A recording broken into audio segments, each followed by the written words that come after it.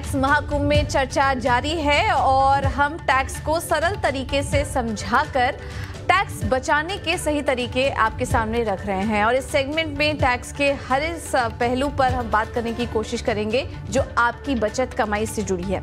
आपको ये भी बताएंगे कि आपको कौन सा ITR फॉर्म चुनना है और मार्च से पहले टैक्स की पक्की प्लानिंग भी हम आपको करवाएंगे।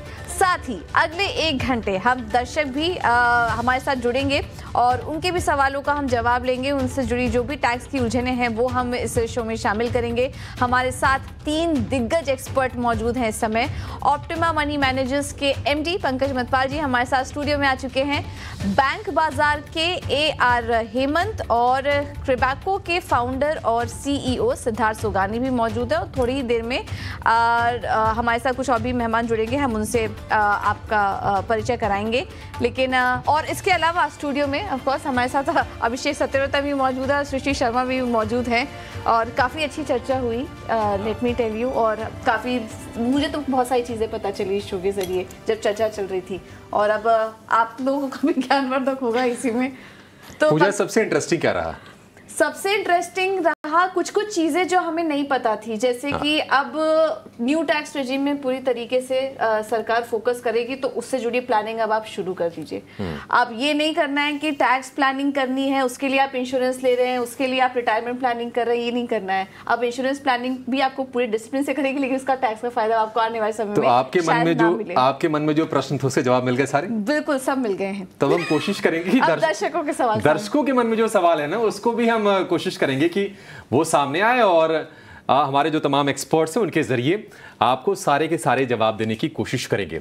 इसके अलावा कुछ और पहलू हैं, क्रिप्टो को लेकर टैक्स, स्टॉक्स को लेकर टैक्स, प्रॉपर्टी को लेकर टैक्स कैसे लगता है, क्या कुछ होता है, कैसे आप टैक्स सेविंग कर सकते हैं।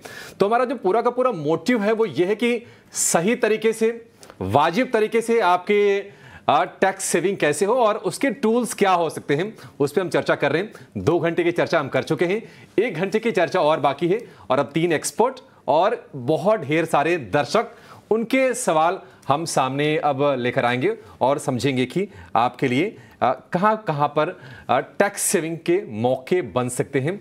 अभी जो मौजूदा जो ढांचा है हमारे देश में उसके हिसाब से कई सारे दर्शक हैं। ITR डॉक्यूमेंट को लेकर उनके सवाल हैं, इक्विटी में long term capital gain tax को लेकर सवाल हैं, वो सारे सवाल हम लेकर आएंगे। और आपके अगर सवाल है तो ये QR कोड जो आपकी स्क्रीन पर है इसको स्कैन कीजिए और WhatsApp पर अपने सवाल टाइप करके हमें भेज दीजिए। हम कोशिश करेंगे कि इसी शो के दौरान आपके सवालों को हम शो में शामिल कर लें। बिल्कुल, चलिए अब पहला सवाल भी हमें आ चुका है इस बीच दर्शक का और व्हाट्सएप पर आया है। संजीव कोचार जी का सवाल है। संजीव जी जानना चाह रहे हैं कि यूलिप प्लान पर टैक्स के क्या प्रावधान है, क्या यूलिप लेने पर टैक्स में छूट मिलती है? ये सवाल उन्होंने हमें पूछा है यूलिप से जुड़ा हुआ। पंकज जी आपसे शुरुआत करेंगे। अब दर्शकों के सवाल आना शुरू हो चुके हैं, जिम्मेदारी और बढ़ गई है और ये जिम्मेदारी उठाने के लिए आप मौजूद हैं हमारे साथ। बताइए इनके क्या सुझाव देंगे और यूलिप के बारे में भी कुछ समझाइए हमारे दर्शकों को। बिल्कुल, देखिए अगर यूलिप की बात करें पहले, टैक्स की बात से पहले, तो यूलिप एक इन्वेस्टमेंट कम इंश्योरेंस प्लान है जहाँ पर आपका जो पैसा होता है प्रीमियम भरते हैं उसमें से कुछ चार्जेस कटने के बाद में कुछ पैसा आपका इन्वेस्ट भी होता है। तो जो इन्वेस्ट होता है वो डिपेंड करता है कि आपने किस तरह के फंड में किया हुआ है, चॉइसेस अलग अलग हो सकती हैं और उसके हिसाब से उस पर रिटर्न्स मिलते हैं। प्लस आपके जो एक्सपेंसेस मैंने बात की उसमें एक एक्सपेंस है मोर्टेलिटी, यानी कि अगर जो पॉलिसी होल्डर है जो लाइफ एश्योर्ड है उसकी डेथ हो जाती है उस टर्म के दौरान, तो उसमें जो डेथ बेनिफिट है वो भी मिलना है उसके बेनिफिशरी को, तो उसके लिए भी एक चार्ज होता है। तो ये तो रही बात यूलिप की। तो यदि आप इंश्योरेंस के हिसाब से बात कर रहे हैं तो ये एक ऑप्शन है आपके पास, हालांकि इससे बेटर ऑप्शन हमेशा हम बात करते हैं टर्म प्लान की, लेकिन इंश्योरेंस का एक ऑप्शन आपके पास ये भी है। अब आते हैं टैक्स पर। तो टैक्स में छूट बिल्कुल under section 80C of income tax act आपको टैक्स में छूट मिल सकती है। लेकिन पहली बात जानना जरूरी है कि आप यदि ओल्ड टैक्स रिजिम ऑप्ट करते हैं तभी आपको डिडक्शन मिलता है 80C का, न्यू टैक्स रिजिम में ये आपको नहीं मिलेगा। तो पूजा, आपने जो शुरुआत में कहा था कि ऐसे लोग जो कि टैक्स सेविंग के हिसाब से कुछ बाय कर रहे हो उन्हें सोचना होगा। यदि आपने पहले से यूलिप लिया हुआ है, आप बेशक उसका प्रीमियम भरें और अगर आप ओल्ड टैक्स रिजिम में हैं तो टैक्स में आपको छूट मिलेगी, लेकिन यदि आप न्यू टैक्स रिजीम में जाना चाहते हैं या फिर वैसे भी, क्योंकि उम्मीद की जा सकती है कि आने वाले टाइम में शायद न्यू टैक्स रिजीम ही ऑप्शन रहेगा, ओल्ड टैक्स रिजीम ये ज़्यादा लंबा नहीं चलेगा, तो ऐसे में फिर आप टैक्स बचाने के हिसाब से यूलिप ना लें, और फिर यदि आपको इंश्योरेंस लेना है तो फिर आप टर्म इंश्योरेंस लें और अपने इंश्योरेंस की ज़रूरत जो है उसको पूरा करें। तो पंकज सर, क्या मान के चले कि आप थोड़े से दूसरे शब्दों में, मतलब सीधे सीधे ना कह के आप ये कह रहे हैं कि यूलिप ना ही ले तो बेहतर है? बिल्कुल, आप कह सकते हैं। मैं तो बिल्कुल यूलिप को कभी ज़्यादा महत्व देता नहीं हूं, क्योंकि इंश्योरेंस की बात आती है तो आपके पास में वैसे भी टर्म इंश्योरेंस जो है वो बेस्ट चॉइस है। और टैक्स बचाने की बात यदि ओल्ड टैक्स रिजीम में भी, तो 1.5 लाख के लिमिट में तो बहुत सारी बेहतर चॉइस है। आप ELSS में इन्वेस्ट कीजिए और साथ में टर्म इंश्योरेंस प्लान लीजिए, वो बेटर है। हाँ, तो इन्वेस्टमेंट को और इंश्योरेंस को अलग अलग रखिए। और ये डिबेट ना आज नई नहीं है, ये बहुत पुरानी डिबेट है कि यूलिप क्यों। हालांकि बहुत पॉपुलर प्रोडक्ट्स हैं यूलिप में भी, कई बार शुरुआती दौर में उसके मिस सेलिंग की बातचीत भी होती थी, और ये चर्चा हम पंकज सर से ना 1 दशक से ज्यादा समय से करते रहे, इसलिए मेरा ये सवाल था। अब अगले दर्शकों को जोड़ लेते हैं। फोन लाइन पर हमारे साथ जुड़ गए हैं करण गुप्ता। करण जी नमस्कार, कहां से सर आपने फोन किया और बताइए क्या सलाह आपको चाहिए, कैसे मदद करें आपकी हम? नमस्कार सर मैं करण बात कर रहा हूँ कानपुर से जी। सर मेरा सवाल है, जो एक छोटा निवेशक होता है जिसकी सिर्फ मेनली इनकम शेयर मार्केट से है, डिलीवरी इन्वेस्टमेंट या FNO से, तो उसके लिए टैक्स के क्या प्रोविजन रहेंगे और कौन सी ITR फाइल करनी पड़ेगी, मतलब टैक्सेबिलिटी कितने लेवल पे आएगी? ठीक है, चलिए ये सवाल ना हम हेमंत जी से लेते हैं। हेमंत जी, सीधा सीधा सवाल है कि शेयर बाजार की आय पर कितना, कौन सा, कब, कौन सी कंडीशन में टैक्स लगता है? और ये सवाल सिर्फ करण का नहीं है, करण तो माध्यम भर हैं, ऐसे हजारों लाखों लोग होंगे जो ये जानना चाह रहे होंगे, क्योंकि देश में देखिए इक्विटी कल्चर बढ़ रहा है, डीमेट धड़ाधड़ खुल रहे हैं और नए नए राज्य उभर के आ रहे हैं। मतलब जो ताज़ा जो आंकड़े ये कहते हैं कि उत्तर प्रदेश अब लीड कर रहा है पिछले कुछ समय से, वहां से डीमेट अकाउंट होल्डर्स की संख्या। और कल हम एक डेटा भी दिखा रहे थे कि BSE पर किस तरह से रजिस्टर्ड निवेशक जो हैं रिकॉर्ड हाइस पर हैं। तो बताइए कि किस तरह से टैक्सेशन होता है जो बाजार से हम कमाई करते हैं? जी, इसमें 2 तरह के आपके मुनाफे हो सकते हैं। एक तो लॉन्ग टर्म कैपिटल गेन्स है और दूसरे शॉर्ट टर्म कैपिटल गेन्स है। अगर आपका निवेश जो है इक्विटी में निवेश जो है, आपने जो शेयर या म्यूचुअल फंड्स खरीदे हैं, अगर वो 1 साल से ज़्यादा आपने पकड़ रखा है और उसके बाद आप बेचते हैं और उसको बेचने पर आपको कोई प्रॉफिट होता है, तो वो प्रॉफिट जो है लॉन्ग टर्म गेन कहलाता है। और आपने उसे 1 साल के अंदर बेच दिया तो वो शॉर्ट टर्म गेन कहलाता है। और इसमें दोनों तरह के जो गेन्स हैं वो अलग अलग तरह से टैक्स होते हैं। लॉन्ग टर्म गेन्स जो हैं आपको 1 लाख तक टैक्स फ्री हैं। तो अगर मान लीजिए आपने total profit long term capital gains आपने कमाए हैं 1,10,000 रुपए, तो पहले 1 लाख रुपए पर आपको कोई टैक्स नहीं देना पड़ेगा। पर जो एडिशनल जो 10,000 रुपए आपने जो प्रॉफिट कमाया है उस पर आपको 10% टैक्स देना पड़ता है। और इसके अलावा अगर आपने शॉर्ट टर्म गेन्स कमाए हैं, शॉर्ट टर्म गेन्स पे आपको कोई एग्जेम्पशन नहीं होता है, उसमें आपको 15% के रेट से आपको टैक्स देना पड़ता है। ठीक है, तो ये जुड़े आपको बता दिए गए शॉर्ट टर्म और long term capital gains tax के क्या क्या मायने हैं। पर चलिए अब आगे बढ़ेंगे और दूसरे कॉलर भी हमारे साथ जुड़ चुके हैं। अब हमारे साथ फोन लाइन पे सत्यजीत मौजूद हैं।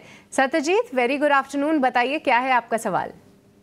हाँ नमस्ते, मेरा 2 सवाल है। एक मेरी पड़ोस की भाभी का है, जिनका बेसिकली एक म्यूचुअल फंड और स्टॉक्स में उन्होंने इन्वेस्ट किया हुआ है और उसमें से वो 4 लाख निकालना चाहती है। उनका और कोई इनकम नहीं है, कुछ भी इनकम नहीं है। तो क्या वो 4 लाख अगर निकाल लेंगी स्टॉक्स और लिस्टेड इनकम म्यूचुअल फंड से, तो क्या उस पर टैक्स लगेगा 4 लाख अगर निकालेंगी तो प्रॉफिट? ओके पंकज जी, सीधा से सवाल, डायरेक्ट इक्विटी और साथ ही म्यूचुअल फंड में 4 लाख इन्वेस्टेड है, जब उसको निकाल लेंगे तो क्या उस पे टैक्स देना पड़ेगा? देखिए, यहाँ पे 2 चीज़ें हैं। पहली बात यह है कि अगर हम बात करें म्यूचुअल फंड और इक्विटी के टैक्सेशन की, तो यहाँ पे समझना होगा कि इक्विटी में तो सीधी सी बात है, शॉर्ट टर्म और लॉन्ग टर्म की बात करते हैं तो होल्डिंग पीरियड 1 साल से कम है तो शॉर्ट टर्म वहाँ पर 15%, और 1 साल से अधिक है तो आपको लॉन्ग टर्म, जो कि पहले 1 लाख पर टैक्स नहीं लगता है और उसके बाद के अमाउंट पर आपको 10% के रेट से टैक्स चुकाना होता है। जब बात आती है म्यूचुअल फंड की, तो म्यूचुअल फंड क्योंकि अलग अलग तरह के होते हैं, वो इक्विटी फंड हो सकते हैं, वो डेट और ओरिएंटेड, या फिर ऐसे फंड्स जहां पर इक्विटी एलोकेशन 35% से कम हो, ऐसे हो सकते हैं। दूसरी कैटेगरी ऐसी भी हो सकती है हाइब्रिड, जहां पर इक्विटी एलोकेशन 65% से कम और 35% से ऊपर हो। तो 3 कैटेगरी हो सकती है और उस हिसाब से टैक्सेशन यहाँ पर लागू होगा। यानी कि जहाँ पर मिनिमम 65% है तो इक्विटी है, यदि आपके पास में ये डेट ओरिएंटेड हैं, गोल्ड हैं, इंटरनेशनल हैं, तो यहाँ पर स्लैब रेट पर टैक्स एप्लीकेबल होता है।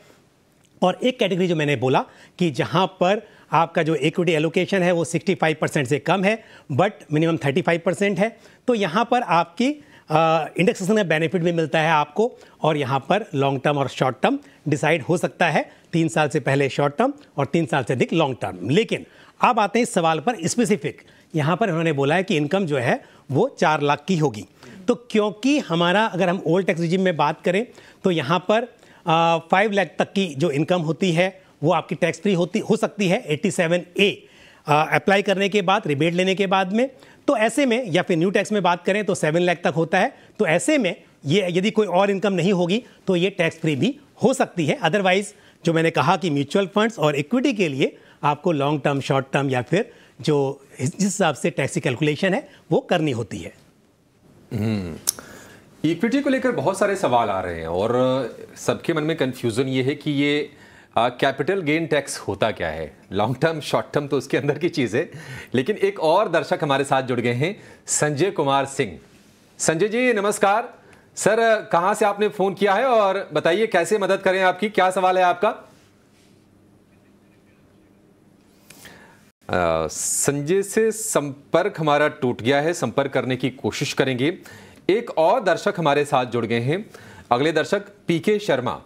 शर्मा जी नमस्कार, बताइए आपका क्या सवाल है? वो भी शायद अच्छा, ये भी डिस्कनेक्ट हो गए। तो एक काम करते हैं ना, इनको फिर से कनेक्ट करने की कोशिश करेंगे। लेकिन एक सवाल जो कॉमन आ रहा है अभिषेक, वो लॉन्ग टर्म कैपिटल गेन पर ही आ रहा है कि लॉन्ग टर्म कैपिटल गेन कैसे लगता है। और इन दर्शक का भी सवाल ये था कि शेयर बायबैक पर कितना टैक्स लग सकता है। संपर्क जोड़ने की कोशिश करेंगे उनसे। लेकिन इस पर सवाल ले लेते हैं क्योंकि क्वेरी इसी से जुड़ी है। तो हेमंत जी आप सलाह दीजिए, लोग समझना चाह रहे हैं कि ये long term capital gain tax क्या होता है, बायबैक पे कैसे लगता है। और इसी के साथ ही साथ एक दर्शक का सवाल आया था कि गिफ्ट प्रॉपर्टी पर भी कितना टैक्स लगता है, इसके बारे में कुछ बताइए। तो एक कैपिटल गेन टैक्स का थोड़ा ओवरव्यू हमें दीजिए और इसके अलावा गिफ्ट प्रॉपर्टी के बारे में भी बताइए। Ma'am, I would like to refer this question to Pankaj ji. I think he can explain it much better. जी जी, तो पंकज जी आपसे पंकज जी आपने इतने बारीकी समझाया ना कि देखिए आप पे ट्रस्ट कैसे बन रहा है। Thank you very much. देखिए, हम बात करें लॉन्ग टर्म, शॉर्ट टर्म की, तो पहली बात यह है कि हम इक्विटी की बात कर रहे हैं या किसी अदर एसेट की बात कर रहे हैं, क्योंकि यहाँ पर असेट वाइज आपको डिसाइड करना होता है। मैं इक्विटी पे, मुझे मालूम है कि यहाँ पर सवाल मेनली इक्विटी का होगा, लेकिन फिर भी यदि हम बात करें प्रॉपर्टी की, मान लीजिए रियल एस्टेट की बात कर रहे हैं, तो यहाँ पर 2 इयर्स का होल्डिंग पीरियड जो होता है 2 इयर्स तक वो शॉर्ट टर्म होता है। 2 इयर्स यदि पूरे हो गए हैं उसके बाद में आप सेल करते हैं, ट्रांसफ़र करते हैं प्रॉपर्टी को, तब वो लॉन्ग टर्म होता है और वहाँ पर टैक्स के रूल भी थोड़े अलग हैं। पहले बात करते हैं इक्विटी की। तो यदि हम इक्विटी की बात कर रहे हैं, चाहे वो इक्विटी ओरिएंटेड म्यूचुअल फंड्स हों, और मैं बता दूं कि ऐसे हाइब्रिड फंड्स भी जहाँ पर इक्विटी एलोकेशन मिनिमम 65% है, वहाँ पर एक टैक्सेशन के लिए उसे हम इक्विटी फंड ही कहेंगे। और दूसरी बात, हम बात कर सकते हैं इक्विटी शेयर्स की, उसके लिए भी हम बात करें तो यहाँ पर 1 साल तक पूरे 365 डेज तक होल्ड करना होगा। उसके बाद में आप सेल करेंगे तब वो लॉन्ग टर्म होगा, अदरवाइज ये शॉर्ट टर्म कहलाएगा। और शॉर्ट टर्म में जो टैक्सेशन है वो 15% है। और एक ध्यान रखिए, जब भी हम बात करते हैं 15%, 10%, उसके ऊपर 4% जो टैक्स का अमाउंट होता है उसके ऊपर 4% का हेल्थ एंड एजुकेशन सेस भी लगता है। तो शॉर्ट टर्म में 15% और लॉन्ग टर्म में 10% का टैक्स एप्लीकेबल होगा। और 10% मैंने बोला, जैसे अभी एक्सप्लेन किया, 10.40% वो हो जाता है। अब इसमें एक बात और ऐड करूंगा कि ध्यान रहे कि पहला 1 लाख तक का long term capital gain from equity, whether equity shares और इक्विटी ओरिएंटेड म्यूचुअल फंड्स, वो एग्जेम्प्ट रहेगा। उसके बाद जो एक्सीडिंग अमाउंट है उसी के ऊपर टैक्स एप्लीकेबल होगा। ठीक है, तो ये कैपिटल गेन टैक्स को लेकर आपकी समझ की पूरी बात। लेकिन हमारे साथ क्रैबेको के founder and CEO Siddharth Sogani भी है, जिनकी क्रिप्टो को लेकर बहुत अच्छी पकड़ है और क्रिप्टो एक नए एसेट क्लास की तरह उभरा है। हम कह सकते हैं कि इक्विटी है, गोल्ड है, प्रॉपर्टी है, ये एक डिफरेंट सेगमेंट है। भले ही इसको बहुत लीगल मान्यता नहीं है, आरबीआई की तरफ से चेतावनी आई है, वित्त मंत्री ने इसको लेकर बयान दिए हैं, लेकिन ये टैक्सेबल है। अगर कोई क्रिप्टो से कमाई कर रहा है तो उस पर टैक्स लगता है। तो जरा सिद्धार्थ जी ये बताइए, क्योंकि हम देख रहे हैं कि पिछले कुछ दिनों से फिर से क्रिप्टो करेंसीज में उबाल है। हमने बिटकॉइन के भाव देखे कि $50 के फिर से ऊपर निकल गए हैं। तो आप जरा ये बताइए कि किस तरह से टैक्सेशन होता है, कितना टैक्स देना पड़ता है और कितनी कमाई पर?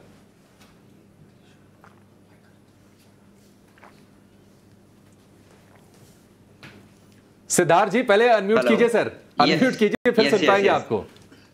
Yes, I hope I am audible. जी। क्रिप्टो के अंदर हम लोग एक्सपेक्ट कर रहे थे कि इस बजट में कुछ रिफॉर्म्स हल्के होंगे, लेकिन नहीं हुआ। क्रिप्टो के अंदर हमें 30% फ्लैट टैक्स का नोटिफिकेशन आया हुआ है 2022 के बजट में। इसमें अगर आपने कोई भी तरह का प्रॉफिट किया है तो आपको 30% फ्लैट टैक्स है। आपको क्रिप्टो में इनकम अगर आप रिसीव करते हैं तो उस पर भी आपको 30% टैक्स देना है। इसमें सबसे मतलब एक प्रॉब्लम ये है कि आप सेट ऑफ नहीं कर सकते। जैसे अगर आपने इथीरियम खरीदा और बिटकॉइन खरीदा, इथीरियम में आपको प्रॉफिट हुआ है और लॉस बिटकॉइन में आपको लॉस हुआ है, तो आप इसका लॉस उस फाइनेंशियल ईयर में सेट ऑफ नहीं कर सकते। आपको फिर भी उसका टैक्स देना पड़ेगा। इसमें 1% टीडीएस देना होगा 50,000 के ऊपर के ट्रांजैक्शन पे इन दी एंटायर फाइनेंशियल ईयर, और आई थिंक सेस भी देना होगा। तो मेनली इस सेक्टर में इतना हैवी टैक्सेशन जो लगा हुआ है फ्लैट, वो काफी इंडस्ट्री के लिए काफी खराब है। वी होप कि इसका टैक्स थोड़ा सा रिलैक्स किया जाए और स्लैब वाइज लगाया जाए कि एक पर्टिकुलर इनकम के बाद में आपको टैक्सेस बढ़े, जैसे हम अदर इनकम्स को भी ट्रीट करते हैं। इसमें क्योंकि आप बिजनेस इनकम के तौर पे अगर आप ट्रेडिंग कर रहे हैं तो भी आपको 30% है। लॉन्ग टर्म और शॉर्ट टर्म के अंदर कोई क्लैरिफिकेशन आए नहीं है, तो अभी भी इसकी टैक्स की क्लैरिटी इतनी ज्यादा नहीं है। ज्यादातर चार्टर्ड अकाउंटेंट्स अपने कंट्री के अंदर मुझे फोन करते हैं और पूछते हैं कि इसकी टैक्सेशन कैसी की जाए, क्योंकि पोर्टल के ऊपर तो आप वीडीए के अंतर्गत आपका टैक्स फाइल कर सकते हो, लेकिन क्लैरिटी नहीं है कि इसका टैक्स कैलकुलेट कैसे किया जाए। इसमें कई लोगों के क्रिप्टोज का हैक हो जाते हैं, लॉस हो जाते हैं, कई तरह के स्कैम्स होते हैं, लोग स्टेकिंग करते हैं। तो ये उन चीजों के ऊपर कैसे टैक्स लगाया जाए उस पर अभी तक कोई नोटिफिकेशन सरकार की तरफ से नहीं आया है। एंड वी होप काम तो चालू है, तो आई होप नेक्स्ट बजट तक या नेक्स्ट आने वाले 6 से 8 महीने में इसके ऊपर और बेटर क्लैरिटीज आएगी। लेकिन फॉर टुडे आपको 30% फ्लैट टैक्स देना है, टीडीएस देना है। अगर कोई वर्चुअल सर्विस प्रोवाइड कर रहा है तो उसको जीएसटी भी लागू होगा, तो जीएसटी भी 18% तक उनको देना होगा। ठीक है सिद्धार्थ, आपसे एक और सवाल है। एक दर्शक हमारे साथ जुड़ गए हैं, शक्ति मोदी। हम शक्ति जी से गुजारिश करेंगे कि ये फोन लाइन पे बने रहें, उनके सवाल पर हम जल्दी ही आएंगे। लेकिन सिद्धार्थ, आपने एक बहुत ही ज़रूरी चीज़ कही कि एक अगर क्रिप्टो करेंसी मान लीजिए बिटकॉइन है, दूसरा इथेरियम है, तो आप दूसरे में अगर लॉस हो रहा है तो उसका ऑफसेट नहीं होगा जिसमें फ़ायदा हो रहा है उससे, यानी कि अलग अलग ट्रीट किया जाएगा। करेक्ट? मतलब दोनों को अलग अलग देखा जाएगा।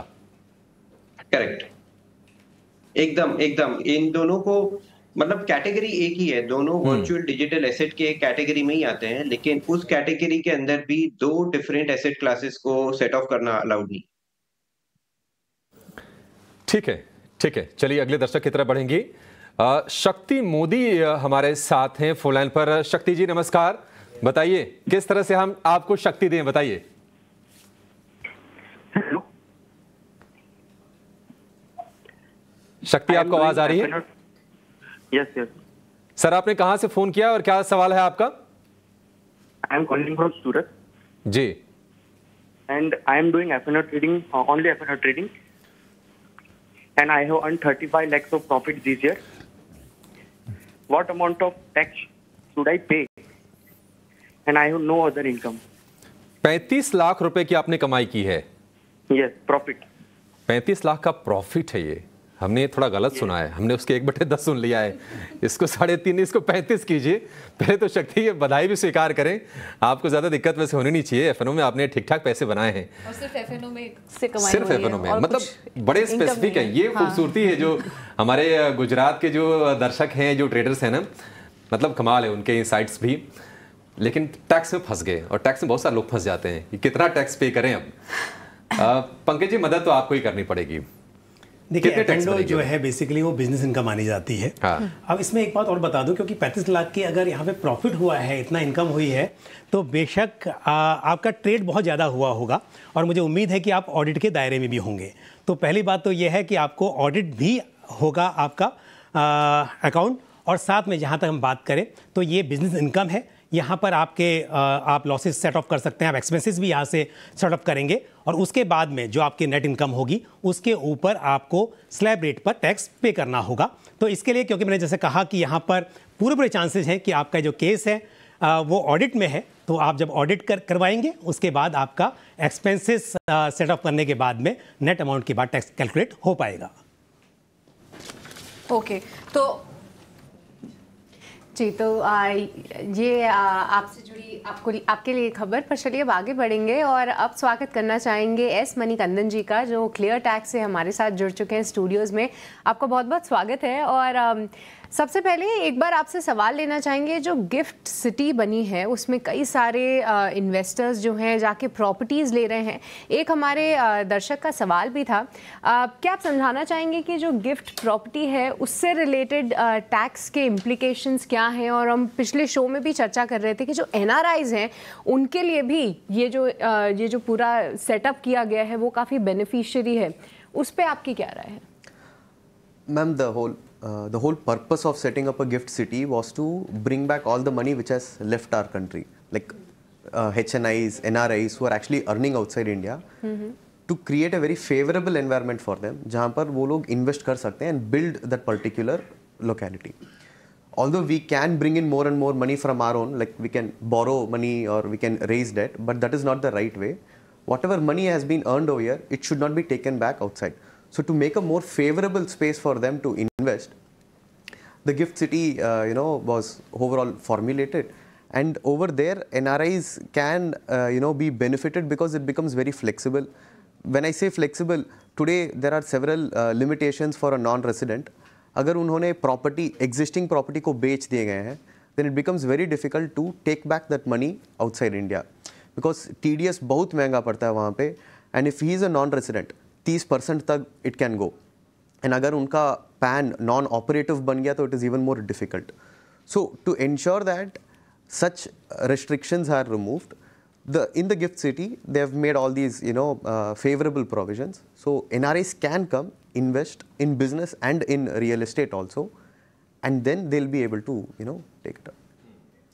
ठीक है, बढ़िया है। एक और दर्शक है महाराष्ट्र से, मुस्कान चौधरी, उनका सवाल आया है, और ये सवाल बहुत बेसिक है, और जैसे जैसे मार्च नज़दीक आएगा ना, ये सवाल रेलेवेंट होता जाएगा। पंकज सर, आपसे ही जवाब इसका चाहेंगे। इनका सवाल ये कि पुराने और नए टैक्स रिजीम में क्या फ़र्क है, और नए टैक्स रिजीम में फ़र्क क्या है? मतलब जब से ये पुराने और नए का चक्कर हुआ ना, लोग बड़े कंफ्यूज रहते हैं कि कौन सा चुने, हालांकि अभी भी ज़्यादातर लोग पुराने वाले टैक्स रिजीम में ही हैं। तो इसमें फ़र्क क्या है सर? क्या क्या चीज़ें नए टैक्स रिजीम को थोड़ा सा हम देख रहे हैं अनकॉम्प्लिकेटेड कर दिया गया है, क्या बेनिफिट्स हुए हैं और किसके लिए क्या ठीक है? एक और सवाल मैं इसमें ऐड करना चाहूंगी, क्योंकि और एक और कंफ्यूजन है कि जो नहीं ऑप्ट कर पाए ओल्ड टैक्स रेजिम को, क्या अब उनके पास कोई ऑप्शन नहीं बचा? वो उनके लिए default option new tax regime ही हो चुका है? जी बिल्कुल।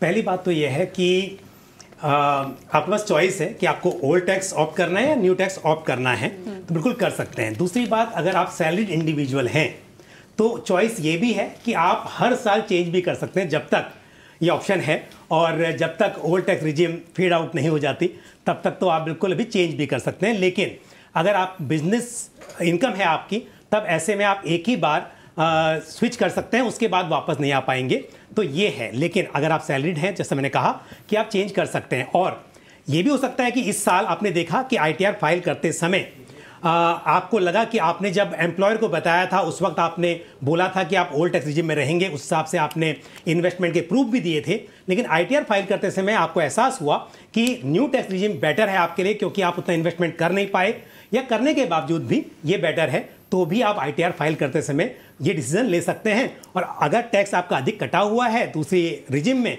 तो आप रिफंड क्लेम कर सकते हैं। तो ये बिल्कुल आपके पास ऑप्शन अवेलेबल है। अब आते हैं कि इनमें अंतर क्या है। अंतर ये है कि जो ओल्ड टैक्स रिजिम है उसमें जनरल कैटेगरी में जो कि 60 ईयर्स से नीचे के इंडिविजुअल्स हैं, तो वहाँ पर आपके 2,50,000 तक टैक्स नहीं लगता है।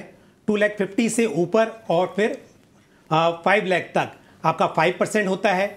फिर 5 लाख से लेकर 10 लाख तक आप 20% में आ जाते हैं और 10 लाख के ऊपर आप स्ट्रेट 30% में आ जाते हैं। मतलब ये स्लैब वाइज कि जो अमाउंट एक्सीडिंग है, यानी कि 10 लाख से ऊपर एक्सीड होगी उसके ऊपर 30% लग जाएगा, या पहले 5 लाख से ऊपर एक्सीडिंग है 5 लाख से लेकर 10 लाख तक उसके ऊपर 20% लग जाएगा। तो यहाँ पर आपके जो टैक्स कैलकुलेशन ज़्यादा है, जबकि न्यू टैक्स रिजिम में कैसे है 3 लाख तक एग्जेम्प्टेड है, 3 से 6 तक 5%, फिर 10%, तो 3, 6, 9, 12, 15 और 15 के ऊपर जाने के बाद में आपका 30% टैक्स एप्लीकेबल होता है। तो यहाँ पर टैक्स लायबिलिटी बहुत कम हो जाती है यदि स्ट्रेट फॉरवर्ड कंपेयर करें। लेकिन अंतर यह है कि आपका जो डिडक्शन है 80C से लेकर 80U तक, मेनली लाइक हम 80C की बात करें, 80D की बात करें, हम 80CCD 1B की बात करें, 80E की बात करें, इवन नॉट ओनली दैट, आप जो होम लोन का इंटरेस्ट पे कर रहे होते हैं उसका डिडक्शन क्लेम करते हैं वो भी आपको नहीं मिल पाएगा न्यू टैक्स रिजिम में। तो इसके लिए जब हम डिडक्शन के बाद कंपेयर करते हैं तब मालूम चलता है कि क्या आपके लिए बेहतर होगा। तो स्ट्रेट फॉरवर्ड कहना मुश्किल है। यदि आप इन्वेस्टमेंट नहीं करते हैं, आपने 2 लाख का पूरा जो लिमिट है यानी 1.5 लाख 80C की और प्लस 50,000 80CCD 1B यानी कि NPS में कंट्रीब्यूशन वो भी आपका नहीं है, और जो 2 लाख तक आप लॉस क्लेम कर सकते हैं, होम लोन का इंटरेस्ट आप पे करते हैं वो भी आपका नहीं है, तो ऐसे केस में तो मेरे हिसाब से न्यू टैक्स रिजिम ही बेटर रहेगी।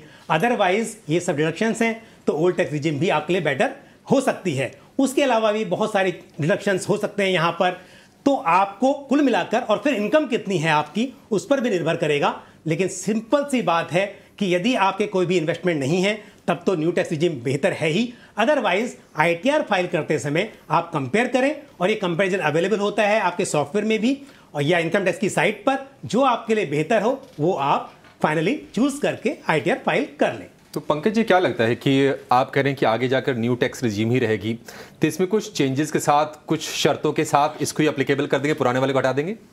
बिल्कुल, ये तो पूरी उम्मीद की जा सकती है। मेरा पूरा अनुमान है कि ओल्ड टैक्स रिजिम नहीं रहेगी। उसकी कई वजह हैं। पहली बात तो ये है कि न्यू टैक्स रिजिम लाने का कारण ही ये है कि सिंपल करना। दूसरी बात में एक बात और कहूंगा कि ओल्ड टैक्स रिजिम में फिल फ्रेज भी काफी होती है, क्योंकि आज ऑनलाइन हम ITR फाइल करते हैं जहां पर कोई भी आपको डॉक्यूमेंट सबमिट नहीं करना होता, और ऐसे में कई बार ऐसा होता है कि चाहे अनचाहे कुछ क्लेम ले लिए जाते हैं जो कि एलिजिबिलिटी नहीं होती है टैक्स पेयर की।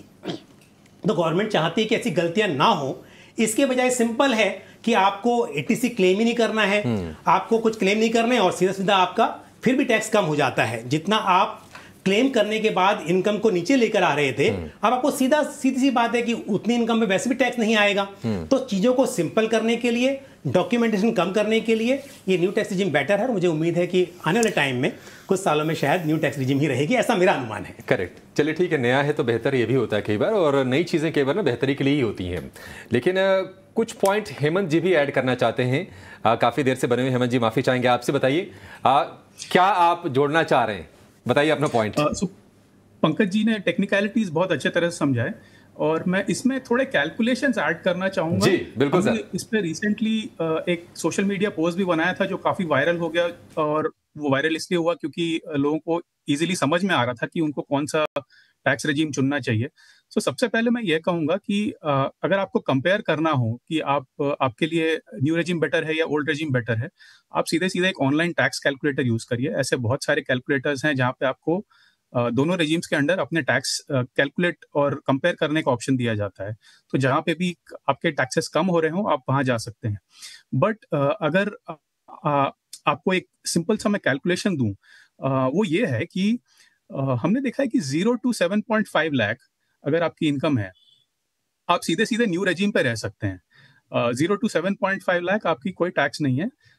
न्यू रेजिम में अब एक स्टैंडर्ड डिडक्शन भी आ गया 50,000 का, तो आपकी 7.5 लाख की इनकम और 50,000 का डिडक्शन, आपकी इनकम 7 लाख हो गई टैक्सेबल इनकम, और 7 लाख के इनकम पर कोई टैक्स नहीं है। तो 7.5 लाख तक अगर आपकी इनकम है तो आपको न्यू रेजिम शायद बेहतर है। अब उसके ऊपर जो इनकम जाती है उसमें जरा सा कॉम्प्लिकेशन आता है, वहां पे आपको कैलकुलेशन करना पड़ेगा डिसाइड करने के लिए। सो हमने ये देखा है कि 7.5 लाख से लेके लगभग 14 लाख तक आपको जो डिडक्शन चाहिए जस्टिफाई करना है कि हमको ओल्ड रेजिम में रहना है, आपको करीब 30% डिडक्शन चाहिए होता है।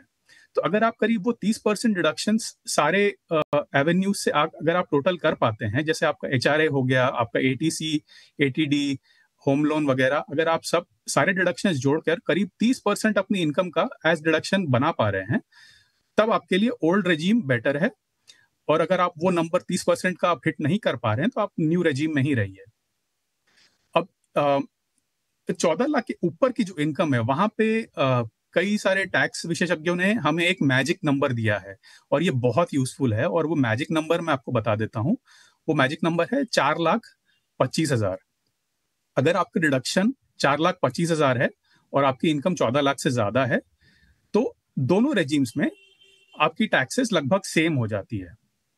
तो अगर आप 4,25,000 से ज्यादा का डिडक्शन आप बना पा रहे हैं, और इसमें होम लोन की बहुत जरूरत होती है, और क्योंकि होम लोन आपको एक बड़ा डिडक्शन देता है, तो अगर आप उतना बड़ा डिडक्शन बना पा रहे हैं तो आप ओल्ड रेजिम में रहिए।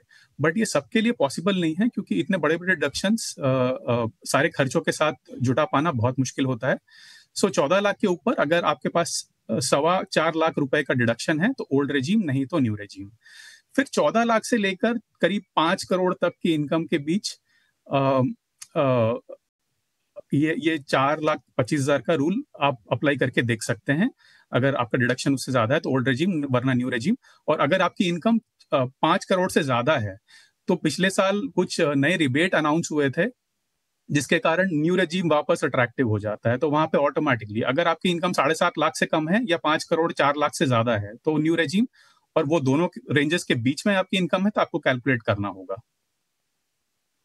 तो ये अंतर नए और ओल्ड टैक्स रिजीम में क्या है, हमारे दोनों ही एक्सपर्ट्स ने बहुत ही सरल भाषा में समझाया, और साथ ही कौन सा रिजीम आपके लिए बेनिफिशियल हो सकता है वो भी इस पे आपको राय दी गई। एक प्रश्न पंकज सर, तमाम लोगों के मन में उठते हैं कि क्या मैं होम लोन ले लूं, मेरा टैक्स बच जाएगा? तो इसको लेकर जरा बताइए कि कौन से होम लोन पर, किस तरह के घर पे, जो कहते हैं कि अंडर कंस्ट्रक्शन वाला घर है या फिर एक बना हुआ घर है, किस पे टैक्स बचता है? और क्या मैं फैमिली में किसी के नाम पे घर लेता हूं, माता पिता के नाम पर या फिर पत्नी के नाम पर या फिर अपने स्पाउस के नाम पर, थोड़े बेटर वर्ड्स में कहें तो कैसे बचेगा टैक्स? बिल्कुल, देखिए जब आप होम लोन लेते हैं तो उस पर आपको टैक्स में छूट मिलती है अंडर सेक्शन 24B। लेकिन पहली बात यह है जो आपने कहा था अंडर कंस्ट्रक्शन, तो अंडर कंस्ट्रक्शन में जो आप इंटरेस्ट पे करते हैं, देखिए दो चीज़ें, प्रिंसिपल और इंटरेस्ट। तो प्रिंसिपल तो आपका अंडर सेक्शन 80C आता है, लेकिन जो इंटरेस्ट होता है वो अंडर सेक्शन 24B आपको टैक्स में छूट दिलाता है। ओल्ड टैक्स रिजिम में ये भी ध्यान रहे कि जब भी हम बात करें डिडक्शन की तो न्यू टैक्स रिजिम में ये प्रावधान नहीं है।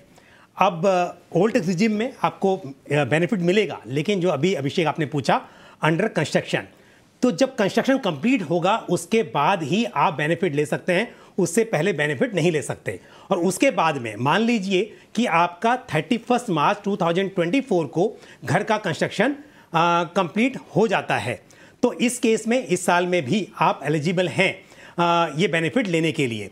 लेकिन उससे पहले जो आपने ड्यूरिंग कंस्ट्रक्शन जो पहले पे किया था उसके लिए क्या करेंगे, तो वो जो टोटल अमाउंट आपने पे किया था उसको आप अगले 5 साल में स्प्रेड ओवर 5 ईयर्स आप क्लेम कर सकते हैं। तो यदि आपने टोटल 1 लाख रुपया पे किया था ड्यूरिंग कंस्ट्रक्शन टुवर्ड्स इंटरेस्ट, तो 20,000 रुपीज़ करके आप 5 साल में उसे क्लेम कर सकते हैं, और प्लस इस साल का जो अपना टोटल इंटरेस्ट था वो भी आप क्लेम कर सकते हैं। लेकिन ध्यान रहे कि अगर ये सेल्फ ऑक्यूपाइड प्रॉपर्टी है तो जो इंटरेस्ट है उसकी लिमिट 2 लाख ही रहेगी।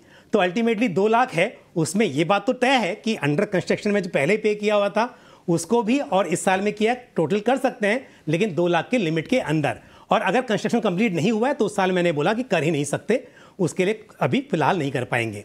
दूसरी बात, अगर ये लेट आउट प्रॉपर्टी है तो लेट आउट प्रॉपर्टी में हालांकि आपके लिमिट नहीं है कि आपने कितना इंटरेस्ट पे किया, पूरा इंटरेस्ट क्लेम किया जा सकता है, लेकिन जो आपने घर रेंट पे दिया हुआ है उसकी जो रेंटल इनकम हुई है उसमें आप एडजस्ट करेंगे और फाइनली जो लॉस होगा उस लॉस की लिमिट अगेन 2 लाख ही है। तो ये तय है कि जो लॉस है वो 2 लाख से ऊपर नहीं हो सकता है अगर लेट आउट प्रॉपर्टी भी है तो एडजस्ट करने के बाद। दूसरी बात, यदि हस्बैंड एंड वाइफ दोनों जॉइंट होल्डर हैं उस प्रॉपर्टी में, दोनों ही लोन रीपे कर रहे हैं, तो दोनों 2-2 लाख तक का लॉस क्लेम कर सकते हैं। लेकिन ऐसा नहीं है कि पेमेंट एक कर रहा है, लोन भी एक का है और सिर्फ घर में नाम 2 लोगों का है तो दोनों क्लेम कर रहे हैं। ऐसा कई बार लोग शायद अनजाने में कर लेते हैं, लेकिन ज़रूरत यह है कि दोनों ने रीपे करना चाहिए उसको और दोनों का नाम उस घर में हो, तब बेशक दोनों कर पाएंगे। पंकज जी, लेकिन एक चीज़ जो मेरे मन में उठ रहा है कि ये क्या चीज़ हुई कि अंडर कंस्ट्रक्शन हो तो नहीं ले सकते फ़ायदा, बना हुआ घर है तो ले सकते हैं। भाई हम लोन का EMI तो हम ही भर रहे हैं, तो इसमें आपको क्या लगता है कि इसके पीछे के लॉजिक क्या है और क्या इसको थोड़ा सा बदलना चाहिए? सर, कानून में ना कोई इमोशन या लॉजिक्स तो नहीं अप्लाई होंगे। कानून बना है, उसके पीछे कुछ वजह रही होंगी और कानून बन गया। अब वो कानून बना है तो मेरा काम तो यह है एक्सप्लेन करना कि क्या होगा और क्या नहीं होगा, ठीक है। इसके आगे की तो वही कर सकते हैं जो कानून बनाते हैं। लेकिन दूसरी बात जो आपने कहा कि क्या इसमें बदलाव नहीं होना चाहिए, तो बिल्कुल होना चाहिए। मैं कहूँगा कि लिमिट भी, बल्कि पहले कम से कम लेट आउट प्रॉपर्टी में लिमिट नहीं होती थी, वो लिमिट कर दी गई, तो ये लिमिट बढ़नी चाहिए। क्योंकि 2 लाख आज हम देखें अगर मुंबई जैसे शहर में तो यहाँ तो बहुत ही कम है ये, क्योंकि करोड़ का लोन आप लेते हैं, घर की कीमत बहुत ज्यादा है, तो बढ़नी चाहिए। पर फिर मैं आता हूँ अभिषेक इस बात पर कि सरकार चाह रही है कि ओल्ड टैक्स रिजिम रहेगी नहीं, सिर्फ न्यू टैक्स रिजिम रहेगी, तो डिडक्शन रहेगा नहीं। मुझे तो बड़ी घबराहट छूट रही है सुन के, ना रहेगा बांस ना बजेगी बांसुरी। तो मुझे सुन के घबराहट छूट रही है कि ओल्ड टैक्स रिजिम खत्म हो जाएगी।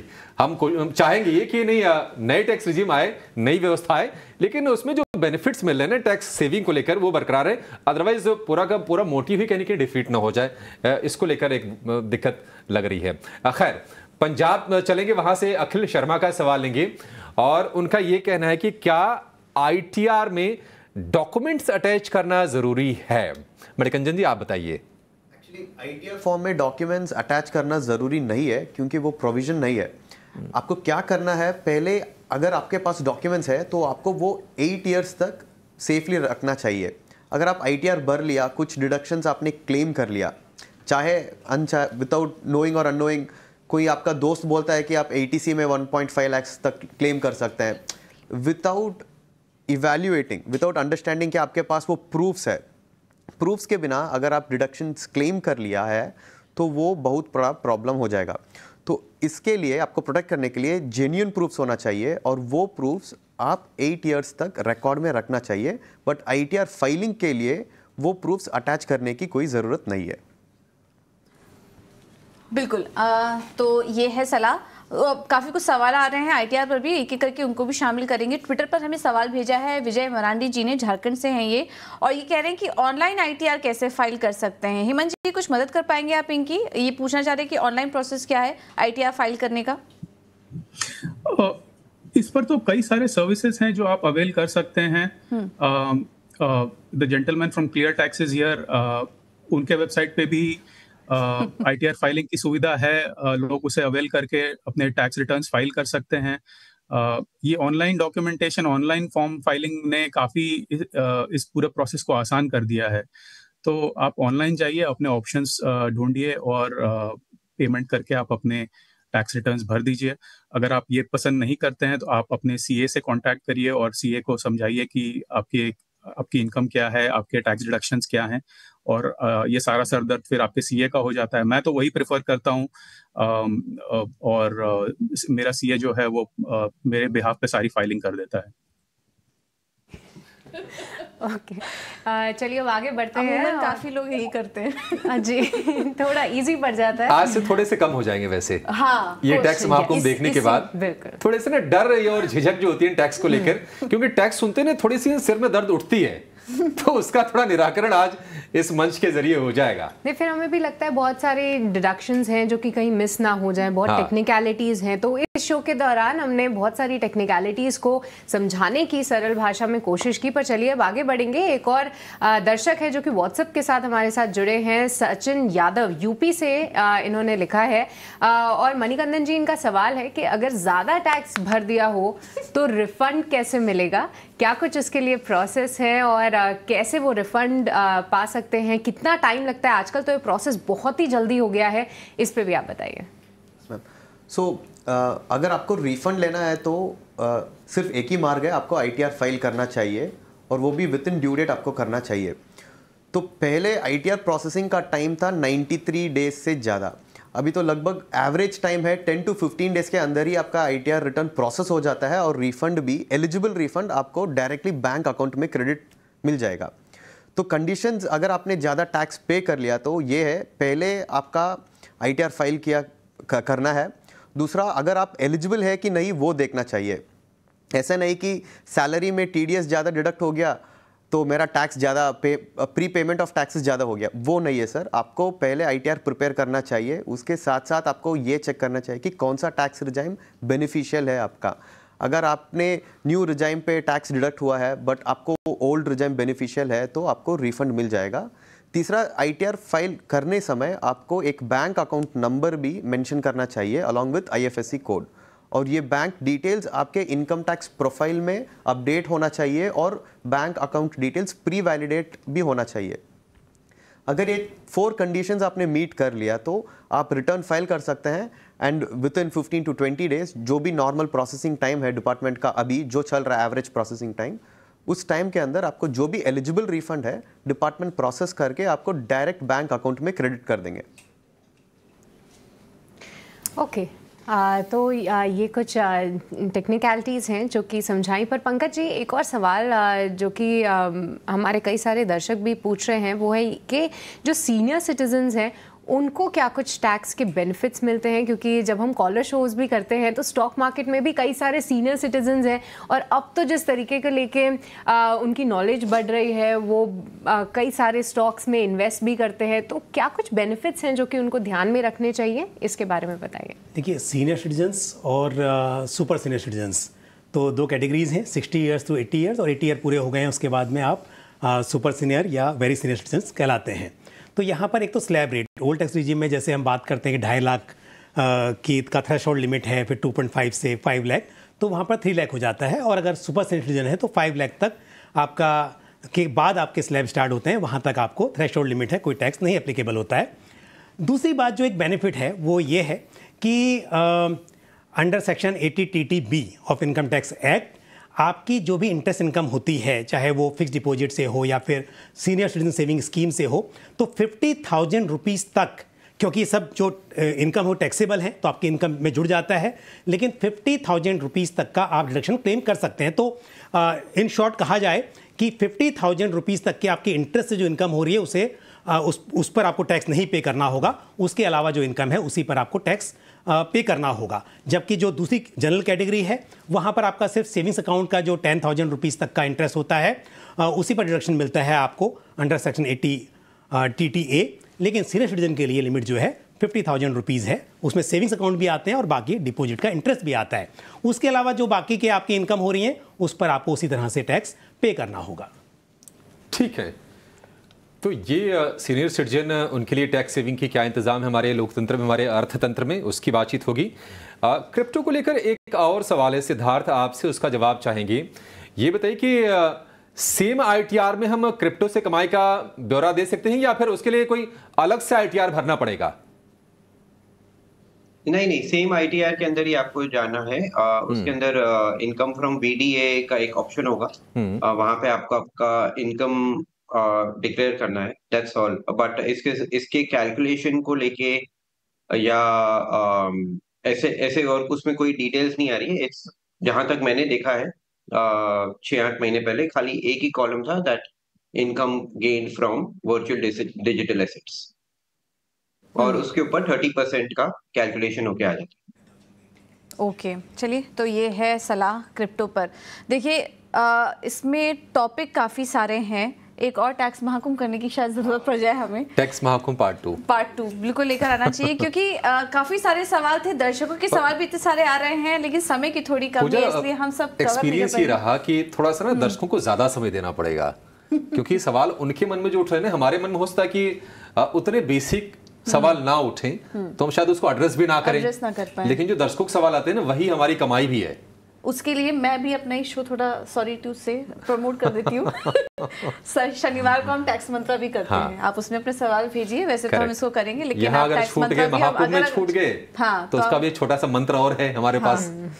तो ये था आज का टैक्स महाकुंभ। उम्मीद है आपको मदद मिली होगी। हमने कोशिश की है, हमारी तरफ से कोशिश थी कि हर सेगमेंट से हर तरीके से आपको समझाने की कोशिश करें। हमारे साथ शो की शुरुआत में भी ICAI से और टैक्स कमिश्नर ये सब जुड़े थे और अपने अपने टॉपिक के टैक्स एक्सपर्ट भी हमारे साथ जुड़े थे, तो हमने हर तरीके से कवर करने की कोशिश की। NRI, छोटे कारोबारी, सैलरी क्लास, किस तरीके से उन्हें फ़ायदा हो सकता है। उम्मीद है इसमें आपको मदद मिली होगी। टैक्स महाकुंभ में आपने डुबकी लगाई होगी ज्ञान की, तो कुछ आपको उसका फ़ायदा भी हुआ होगा। और अगर कुछ सवाल रह गए हैं आपके तो हम आगे भी कवर अप करने की कोशिश करेंगे, इससे पार्ट 2 भी लाने की कोशिश करेंगे, लेकिन फिलहाल समय की थोड़ी कमी है, इसलिए फिलहाल टैक्स महाकुंभ में हम सभी को दीजिए इजाज़त। आप सभी गेस्ट का, सभी मेहमानों का बहुत बहुत धन्यवाद। सृष्टि, अभिषेक, आपका भी बहुत बहुत धन्यवाद जुड़ने के लिए, हमारे साथ समय देने के लिए। चलिए फिलहाल